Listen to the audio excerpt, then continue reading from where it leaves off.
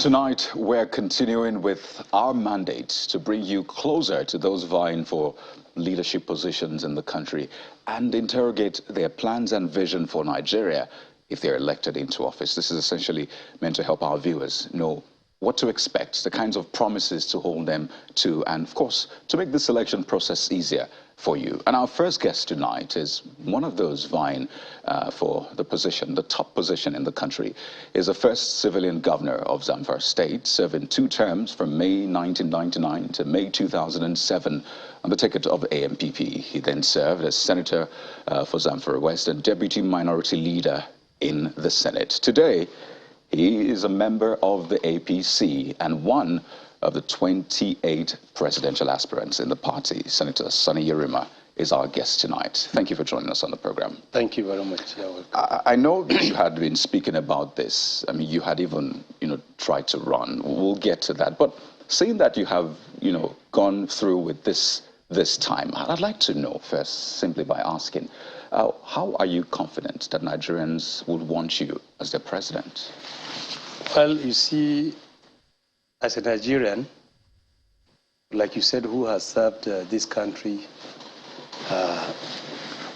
many places, I was governor 2 terms and senator for 12 years, and I've worked in Central Bank, and I believe that Nigerians now know that at least Yerima is somebody who has seen a lot in governance and who has enough experience to run the country.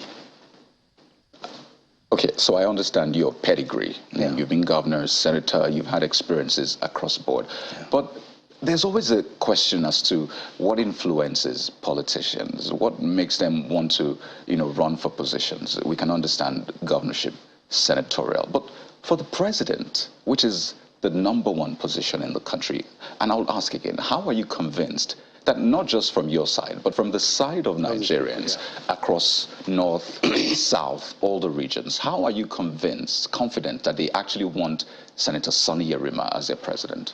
You see, in politics, people look at your performance in previous offices. And to be confident that you can handle a higher office. If you have done very well and the people respect you, they have seen that you have achieved a lot in the offices you held, they'll be confident that they can give you, their support to run for a higher office. So it was I believe that my performance in Zamfara State and in the National Assembly is open to all Nigerians. And the interactions I had with them in terms of, I had so many interviews in the media. They have known me. They have known who is Yerima, and I'm sure they are confident that at least I've been able to, over these years, x-ray the problems of Nigeria. And like I said, when I said I was going to run, I rolled out a 3-point agenda, which is open to the nation. Mm. Yeah. What kind of feelers are you getting from the people? I'd like you to speak specifically. What kind of feelers are you getting, maybe from your people in the North, your people in the South, general Nigerians?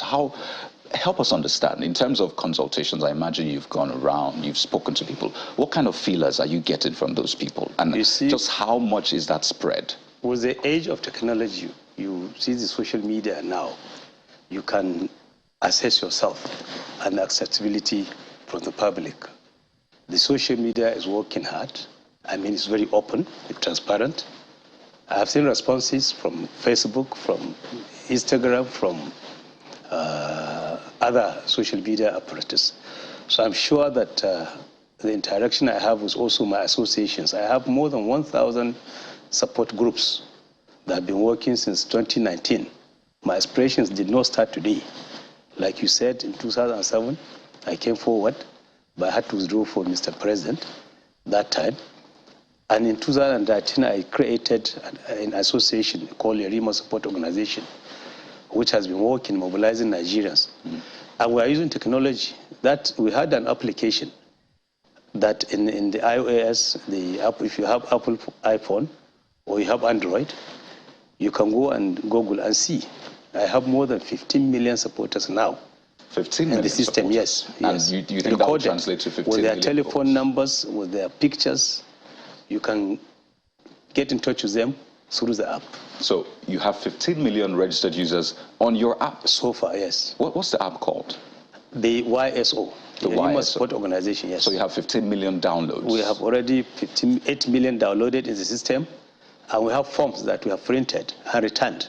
We have more than 7 million forms. So how would you describe your approval ratings then? Because you said you are deploying technology, which yes. Is a quite interesting perspective to all of this. What would you say your approval rating is for Nigerians? Well, I think, as I said, if you look at the previous elections, most of the presidents that have won election, won with 15, 16, 17 million votes.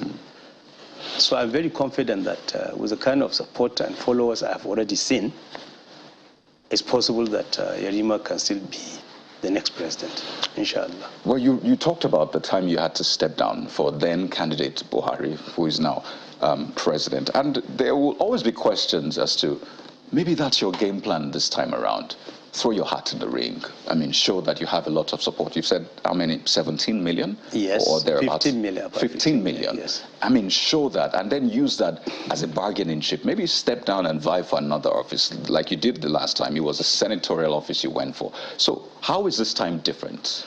You see, in 2007, every Nigerian knew that Arewa Consultative Forum, under the leadership of Chief Sunday Auni, came forward and endorsed Muhammadu Buhari as the northern candidate. And they didn't stop that. They set up committees and mobilized to consult us and tried to convince us that there is need for unity at that time. And they convinced me. And they told us, they spoke about the pedigrees of Mr. President then. And I accepted, so I withdrew for him. But this time around, and at that time when I withdrew in 2007, I also pledged that so long as he's interested in running for political office, I will not run against him. And that's what kept me out of the context for presidential election.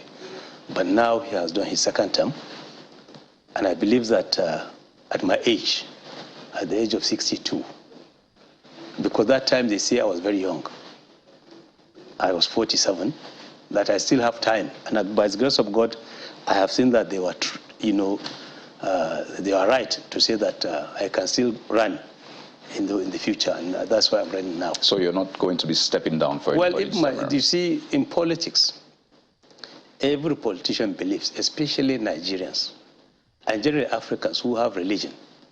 Like in Nigeria, we have Christian and Muslims, and we believe in the power of God. We believe that it is God that bestows power.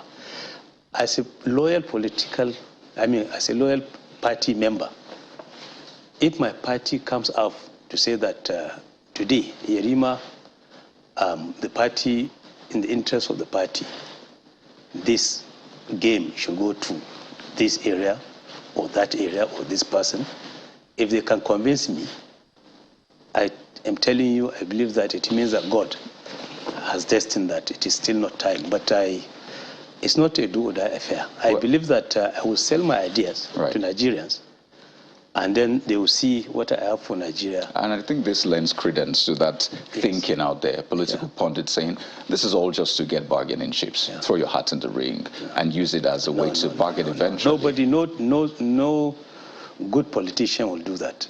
Well, I mean, these are things we see from time to time. No, you have not many people doing that. You see, credibility of individual matters. Right. You will not be a credible politician if today you run for an office, you withdraw. Like I told you, I contested for governorship. I won 2 times. I went to the Senate 3 times. It was only 1 time I attempted, and this is my second attempt. Okay, so we'll talk about your plans, what kind of president you want to be, but amidst all this conversation about justice, fairness, and equity, you are from the same region as President Muhammadu Buhari. Do you think that's in line with the conversation, the mood of the nation, you stepping out? The same Northwest region, do you think that's in line with the mood, the call for justice, equity, and fairness? You see, I don't understand why people don't even, what is the definition of justice, equity, and fairness? In politics, there's one single document that is called Constitution. And that Constitution determines what the politics should look like. In Nigerian Constitution today, they only talk about a Nigerian. Let me give you an example of United States of America. President George Bush Sr. was president while his two children were governors of different states of America. And he was succeeded later, after Bill Clinton, by his son. On what basis do you compare the fact is Nigeria that, with the United States? Because you see, democracy is about people.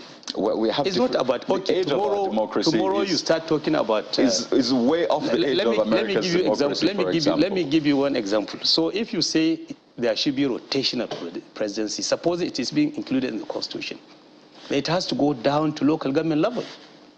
We have 774 local governments, and we have over 360 ethnic groups. Then you start saying Hausas, Igbos, Yorubas, Ishekiri, Ijos. This is a time. This is a time where it's better for all of us to start thinking, looking at Nigeria as a country, and look at the citizenship concept. We're all citizens of Nigeria. And we also get educated to work in line with our Constitution. There's no way you can go outside the Constitution and play politics. Well, you've been in politics since 1999, in fact, before that, clearly. And listening to the aspirant of the ADC, Professor Kingsley Moalu, he says it's time to actually remove career politicians. And you will qualify as one if there was anything like career politician, essentially. He said technocrats. What do you think about that? He said technocrats. Yes. I worked in the civil service and rose to the position of permanent secretary. I was in the CBN. So I am also, I can call myself a qualified technocrat. I see now not in politics. So you're not a career politician? So who is a career politician? You see these definitions. Some people try to play on ignorance of people, of others, because he is also a politician. Everybody who brings himself forward to contest an office is a politician. What is the definition of politician? So let him define who is a politician, who is a technocrat. Okay, so what kind of president would you be if you were elected? First, if you get your party's ticket, and eventually if you're elected as president. What kind of president would you be? Somebody who will want to leave a legacy of justice, equity, and fairness, like you said. How? Today, Nigerians are so divided. They are talking of ethnicity, they are talking of religion. But I want to go and introduce 3-point agenda, like I said. First of all, we look at the issue of security. And secondly, we look at the issue of poverty and then ignorance. For security, I believe that Nigeria is under-policed, greatly and grossly under-policed. I always give example with a country in Africa, Ethiopia. They have a population of about 50 million, but they have more than 1 million police officers, men and women. So how many are you Nigeria today, we have less than 500,000 policemen. How many do you think we should have? We should have not less than 1 million police officers as well. How would you carry that burden in terms of equipping them, remuneration? Don't forget, the government announced an increment in salary December. Let me tell you. And until today, it took a while before we saw that. It requires somebody who knows how to create using fiscal and monetary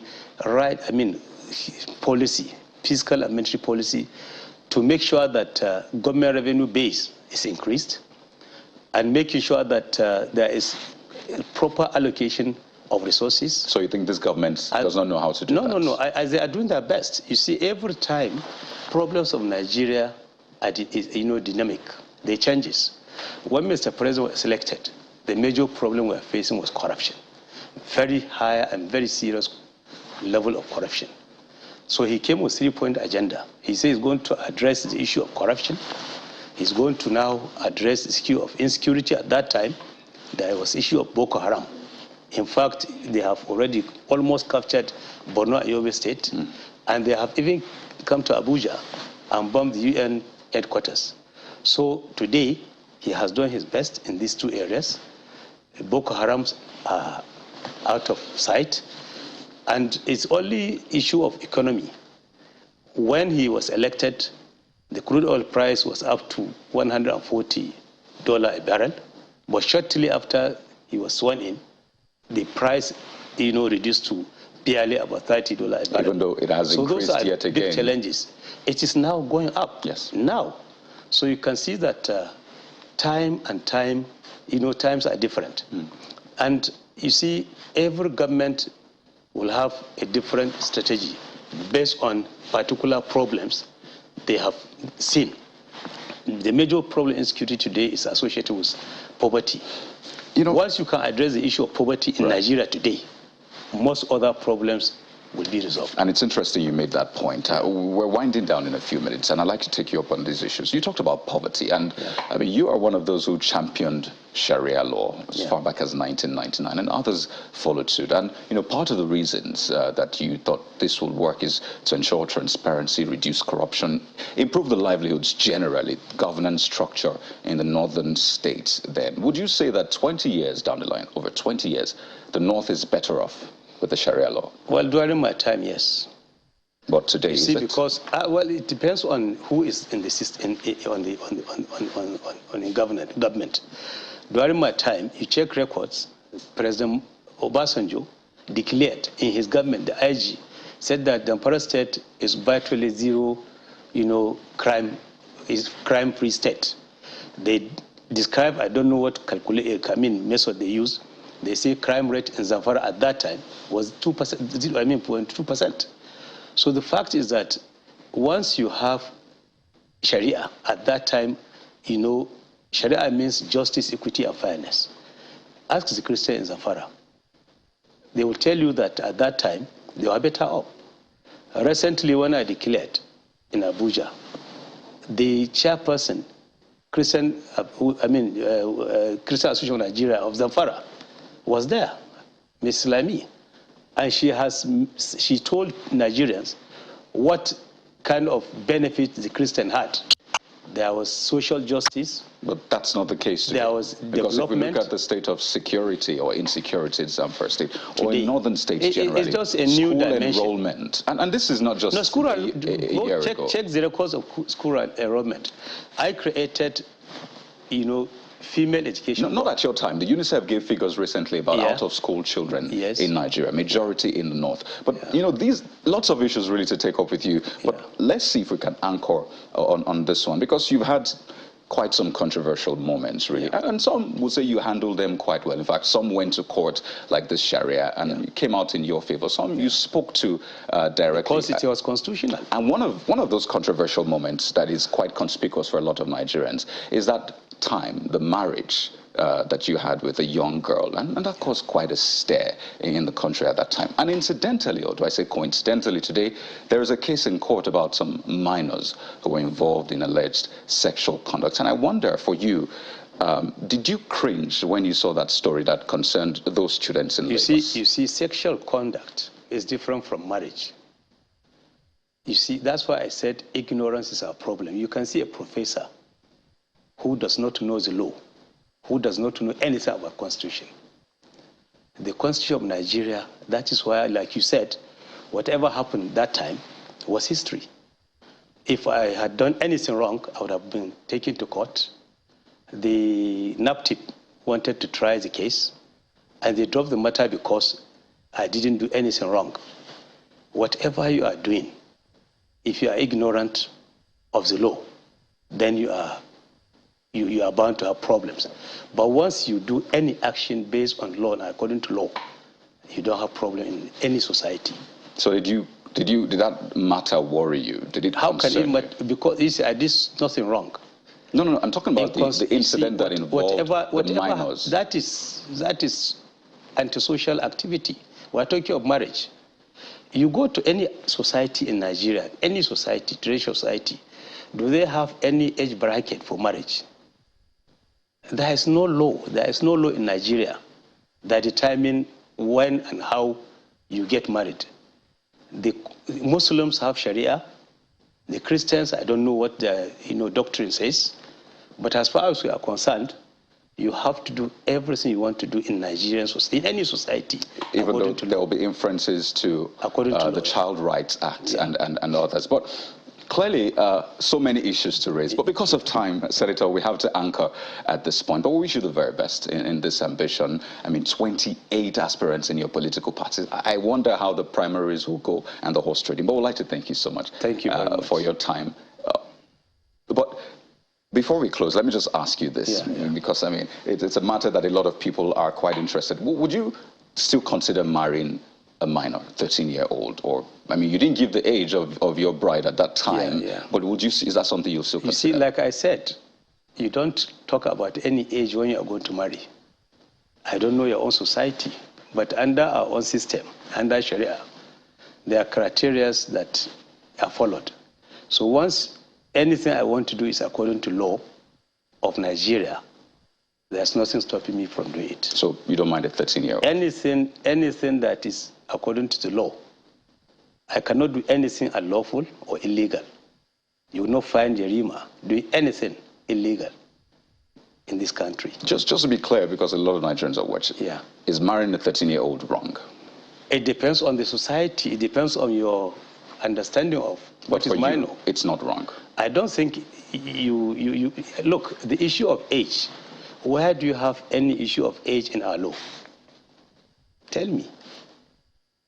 If the law says this is the age of a child, or I mean girl or woman that you must marry, then the law have to be followed. So as far as I'm concerned, my society does not determine even the Constitution of Nigeria. There's no law in Nigeria today that stipulates the age of marriage. Well, I'm so glad it's ignorance. People can be educated in Western sense. I'm sure our listeners are quite interested in this one. Society. But it's good to have you speak to that, because it's like the elephant in the room. But I'd like to thank you so much once again. We're totally out of time. I had to make an exception for you. We've been speaking with Senator Sani Yerima, former governor of Zamfara State, a former senator, and now he's running, or at least vying, for the office of the #1 citizen in the country. Thank you for your time. Thank you very much. Thank you very much.